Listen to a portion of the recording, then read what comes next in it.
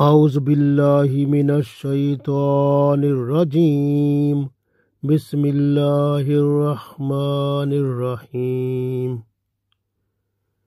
مذبذبين بين ذلك لا إله هؤلاء ولا إله هؤلاء ومن يضلل الله فلن تجد له سبيلا۔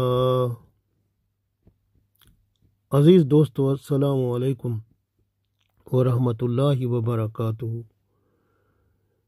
سورہ نساء 143 آیت تلاوت کی ہے۔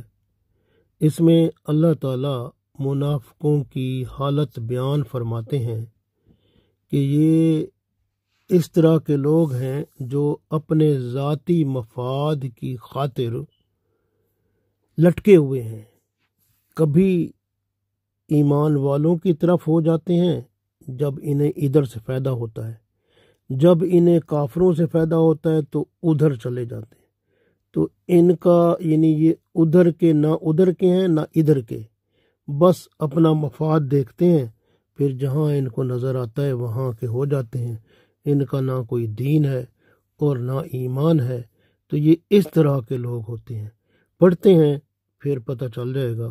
اللہ تعالیٰ ارشاد فرماتے ہیں مذبذبین، یہ تذبذب میں ہیں، یہ تذبذب کا شکار ہیں، جیسے لٹکے ہوئے ہوتے ہیں، اس طرح ہیں، ڈگمگا رہے ہیں۔ بین ذالک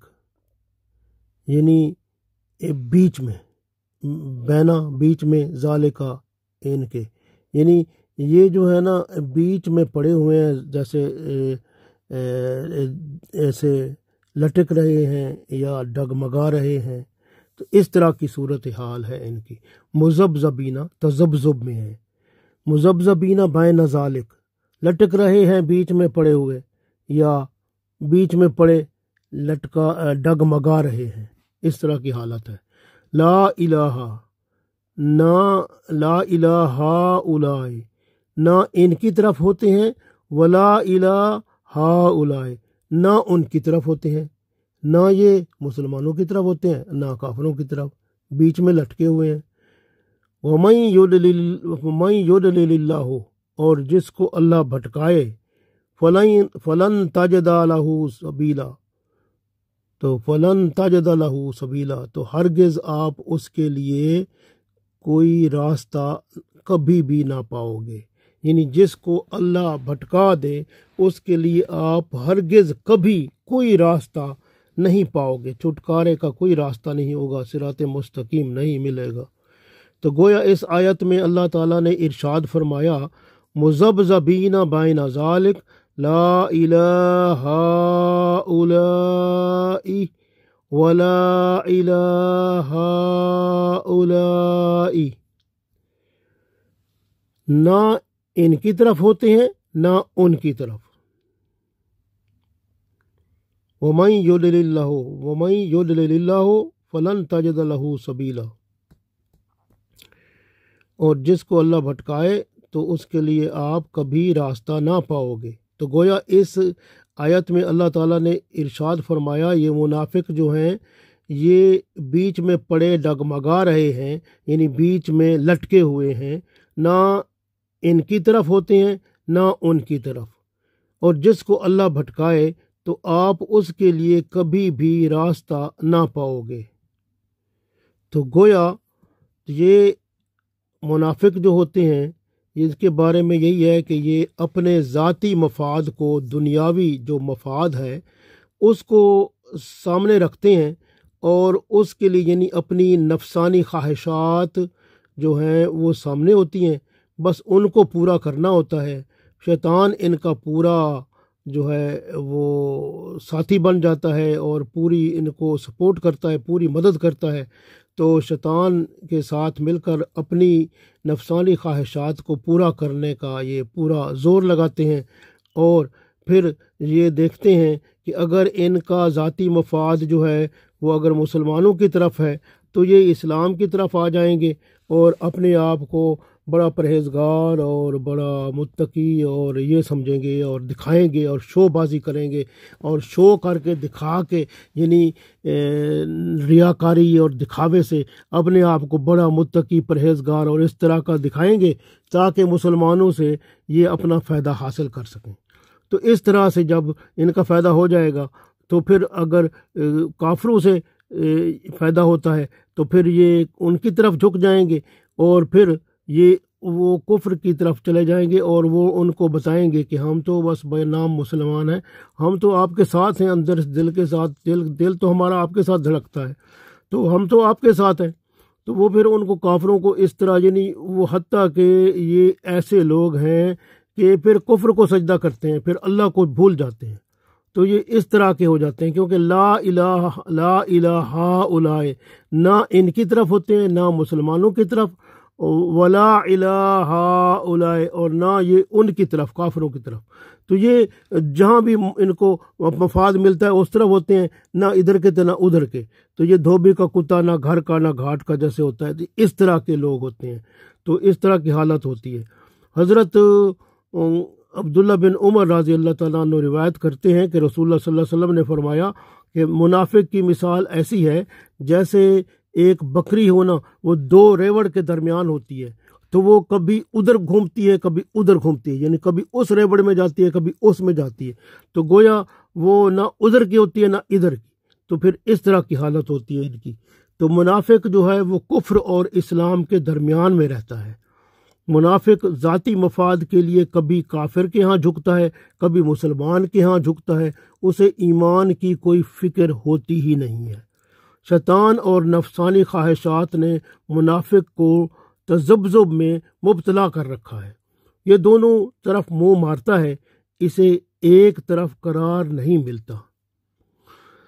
جیسے میں نے عرض کیا اس کی مثال بالکل اسی طرح ہے کہ دھوبی کا کتا نہ گھر کا نہ گھاٹ کا۔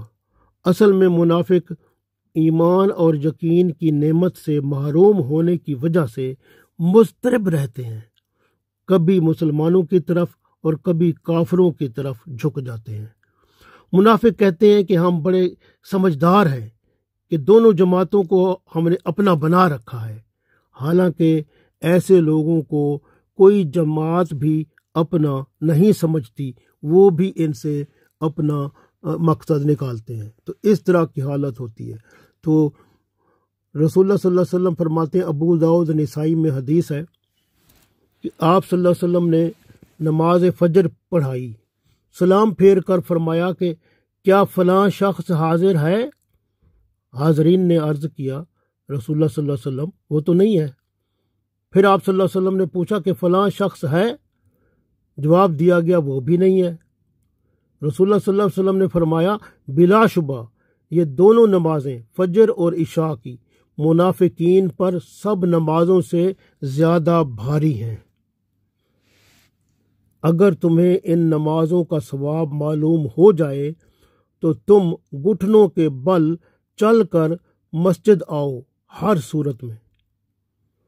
تو یہ حالت ہے، تو اس طرح فرمایا۔ تو اس کا مطلب ہے کہ منافق جو ہے ان پر نماز عشاء اور نماز فجر بڑی بھاری ہوتی ہیں۔ اسی طرح ایک اور حدیث میں ہے، مسلم اور بخاری میں یہ حدیث موجود ہے، رسول اللہ صلی اللہ علیہ وسلم ارشاد فرماتے ہیں کہ تم قیامت کے دن اللہ کے ہاں بدتر اس شخص کو دیکھو گے جو دو رخا ہوگا، یعنی دو منہ والا، کہ ادھر جاتا ہے تو مسلمانوں کے ہاں تو مسلمانوں کا منہ بنا لیتا ہے، اور اگر کافروں کے ہاں جاتا ہے تو کافروں جیسا منہ بنا لیتا ہے۔ تو گویا یہ دونوں طرف یہ ہے، اس طرح کا چلاتا ہے کام۔ تو اس طرح کا یعنی کہ یہ صورتحال اس کی ہوتی ہے۔ اللہ تعالیٰ منافق کو برابر موقع دیتا رہتا ہے کہ کس طرح توبہ کر کے یعنی کہ منافق جو ہے کسی طرح توبہ کر کے کامل ایمان والا بن جائے، یعنی اللہ اس کو توبہ کا موقع دیتا رہتا ہے، دنیا کے ساتھ اپنی آخرت سنوار لے۔ نفاق ایمان کا متضاد ہے، جہاں نفاق ہوگا وہاں ایمان نہیں ہوگا۔ باطل کی رغبت منافق کو اپنی طرف گھیر لیتی ہے۔ راہ راست پر آنے کی بجائے منافق ذاتی مفاد کی خواہشات کی دلدل میں پھنس جاتا ہے اور پھر پھنسا رہتا ہے۔ ایسا شخص راہ راست کے دروازے ایسے شخص پر راہ راست کے دروازے خود بخود بند ہوتے جاتے ہیں اور گمراہی کے راستے خود بخود کھلتے جاتے ہیں۔ اللہ تعالیٰ کی طرف سے ہدایت کے دروازے بھی پھر بند ہونا شروع ہو جاتے ہیں اور وہی راہیں اس کے لیے کھول دی جاتی ہیں جن کو یہ اپنے لیے پسند کرتا ہے۔ ایسے شخص کو غلط سوچنے، غلط کام کرنے اور غلط راہوں میں اپنی قوت صرف کرنے سے کوئی نہیں روک سکتا۔ صراط مستقیم سے یہ کوسوں دور چلا جاتا ہے، واپس آنے کو پسند نہیں کرتا، تب اللہ تعالیٰ اسے گمراہی کے راستے پر جانے دیتا ہے۔ اس لیے اللہ تعالیٰ نے ارشاد فرمایا وَمَن يُضْلِلِ اللَّهُ فَلَن تَجِدَ لَهُ سَبِيلًا وَمَن يُضْلِلِ اللَّهُ، اور جس کو اللہ بھٹکائے فَلَن تَجِدَ لَهُ سَبِيلًا، تو آپ اس کے لیے کبھی بھی کوئی راستہ نہ پاؤ گے۔ اللہ نے اسے گمراہی کے راستے پر جانے دیا، اب اس کے پاس واپس آنے کا راستہ بھی نہ رہا۔ تو یہ صورتحال ہوتی ہے، اور پھر آخرت میں قیامت کے دن جہاں پر کافر جائیں گے اس کے نچلے جہنم کے طبقے میں یہ منافق جائیں گے۔ اللہ تعالی ہمیں منافقت سے بچائے، ایمان کامل، اعمال صالح عطا فرمائے اور دنیا اور آخرت میں کامیاب و کامران فرمائے۔ آمین۔